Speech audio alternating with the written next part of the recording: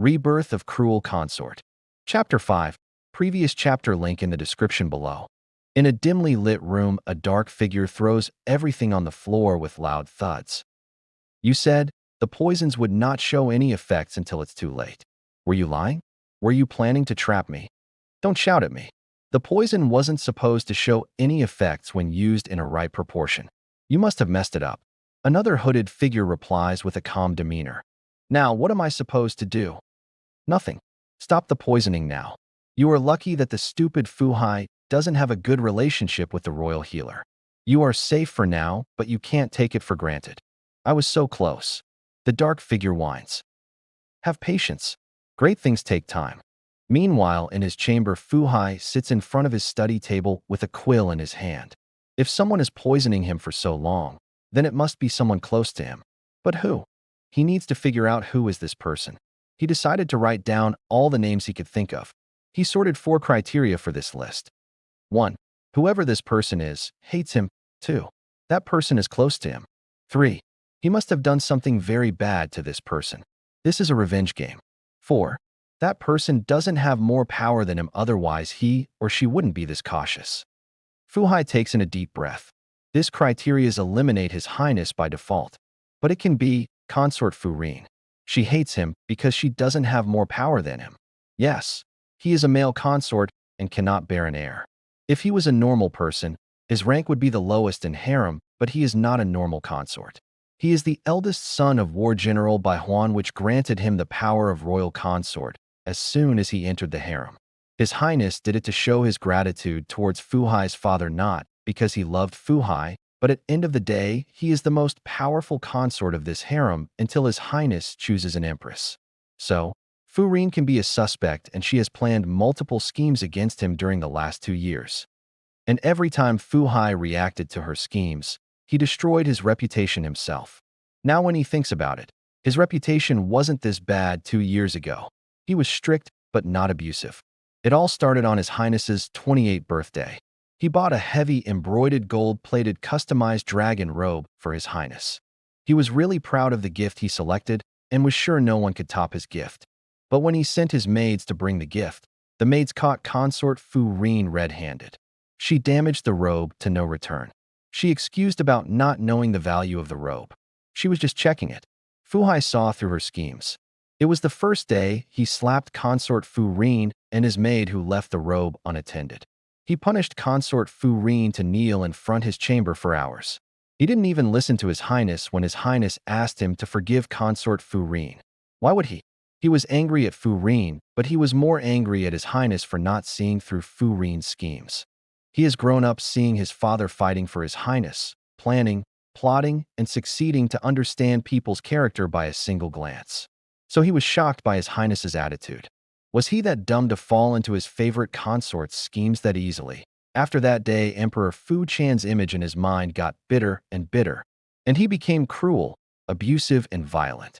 Soon both of them developed a deep hatred for each other in their heart. Yes, Fuhai used to hate Fu Chan as much as Fu Chan hates Fuhai. It was mutual. Fuhai looks at the blank page. He only writes Furin's name in his suspect list. Who else can have the reason to poison him? 2. Royal Healer and his son. It was a banquet for New Year celebration. Just 3 months after the birthday incident, Fuhai was in charge of the preparation. He was busy in preparation when a teenage boy stood in front of him with a letter in his hand. Fuhai didn't need to open it to know what's written inside. Just by a sight of the letter, he knew it was a love letter. But he was not native. He noticed the expensive gold ring on the boy's finger. Someone paid the boy to start an affair with him and smear his reputation in front of everyone in the banquet. Fuhai was sure he would be painted witnessed as a traitor and adulterer the moment he accepts the letter.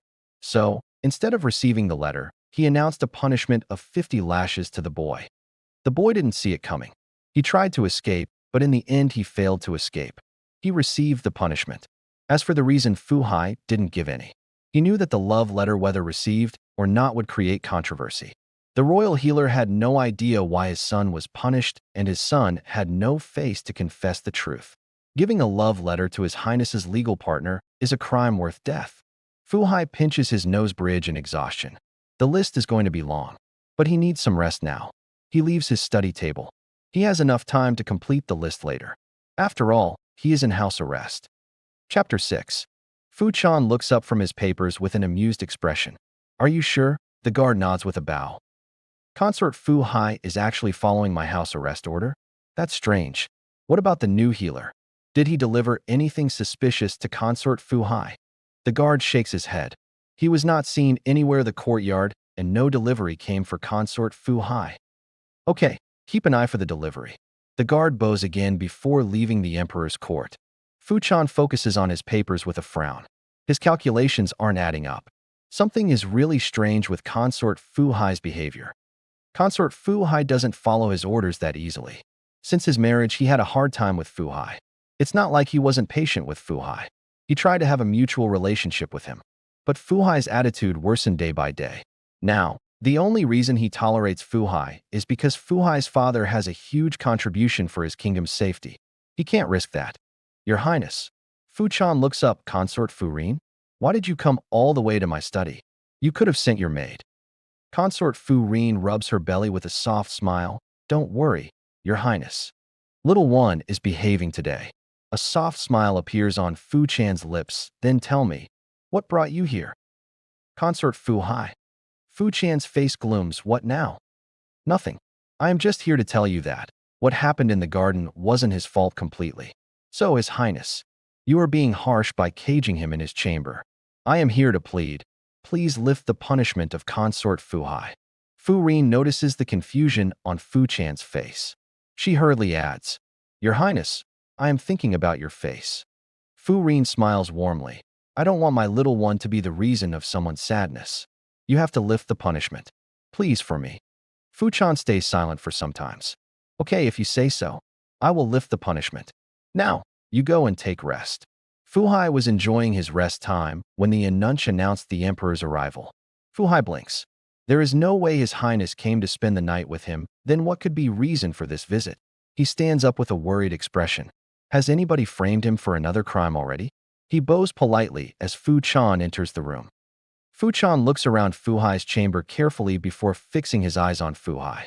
If he was shocked with the new decorations of the chamber, he almost dropped his sword noticing Fu Hai. Fu Hai eyes Fu Chan suspiciously. Has he gone overboard with the decorations? He never decorated his chambers before. He used to think these stupid decorations were the hobby of some useless consorts. His past self used to think decorations and makeups these things were below his status. He used to dress up like those ministers of the royal court. Simple yet expensive robe. That's it. But after his rebirth, he wants a change. Not because he wants to compete with other consort for His Highness's attention. He wants to do it for himself. 5 years abandonment in that cold palace made him detest the dullness. He wants color, flowers, and lamps for a change. I will have dinner here. Fu Chan utters after a long silence. Fu Hai widens his eyes. Dinner? Here? Last time they had dinner together was the day they got married. Not like Fu Hai never asked Fu Chan for dinner. But he was conceited. He used to send his dinner invitations on the same day as Fu Rin. It was his deliberate provocation to His Highness. He knew His Highness couldn't choose Fu Rin over him and offend Fu Hai's father. So, his invitations had only one way out: either attend Fu Hai's invitation or reject both invitations. His Highness used to do the latter. That's why this dinner plan shocked Fu Hai. Meanwhile, Bella got excited and started placing the servings on the center table. Fu Hai gives Bella a subtle nod before placing a mat on the floor. Please take your seat, Your Highness. Fu Chan sits with a light nod, but his eyes focuses on the food served in front of him. This is not royal food. Who made this? Bella looks at her master. I made this. My health is not good, so I decided to make something simple for myself. If His Highness wants to eat royal food, I can send Bella to royal kitchen. Fu Hai replies. No need. Fu Chan replies in confusion. If you wanted to eat simple food, then you could have asked the cooks to do it. Fu Hai shrugs. I was in the mood for cooking. Fu Chan takes a bite of the chicken placed in front of him. If he was shocked with Fu Hai's cooking skills, he concealed it well. Fu Hai didn't notice the raised eyebrows. Is there anything His Highness wants to tell me? Fu Hai asks after a while. Fu Chan puts down his soup bowl. Yes, about what happened in the garden. Consort Fu Rin and other maids confirmed that it was an accident. So I am lifting the house arrest on you. Fu Hai clenches his fists under the table. That's what he feared. Consort Fu Rin would try to frame him gain, and she herself took the initiative to lift Fu Hai's punishment, just confirmed his suspicion. The worst situation is, he can't deny His Highness's order. But without the house arrest decree, it would be impossible for him to protect himself. Consort Fu Hai doesn't seem happy. Fu Chan's voice comes with a disdain. Fu Hai blinks. I wanted to stay and rest in my chamber for a while. You can still do it without the punishment. Nobody is forcing Consort Fu Hai to go out. No, it would have been easy with the house arrest. Can't His Highness keep the order active for a while? Fu Hai almost pleads. Fu Chan's face turns cold. Exactly what Consort Fu Hai is planning to do? Damaging my reputation? You want my people to get the wrong message that I am biased and unfair because of my future heir. I never meant that. Fu Hai shakes his head hurriedly. Then what do you mean? Consort Fu Hai, there is no point of pretending. You never pretended in front of me before. You wanted my heir dead. You wanted me dead. You wanted my downfall.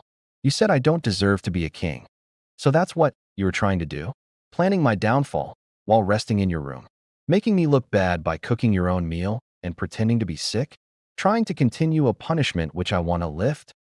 Fu Hai closes his eyes in frustration. How could an emperor's head be so thick? I want to be in house arrest because there can be so many attempts to harm the future heir of Fu Kingdom. And the opinion you have about me is really not in my favor. You will blame me for everything and anything. Fu Chan's sharp eyes fell on Fu Hai. Fu Hai holds the gaze in determination. Either you keep the house arrest, or you send me somewhere else. The choice is yours. But these two are the only options. You are giving me options. Fu Chan almost laughs in disbelief. Yes, I am. Because you are downplaying your mistake.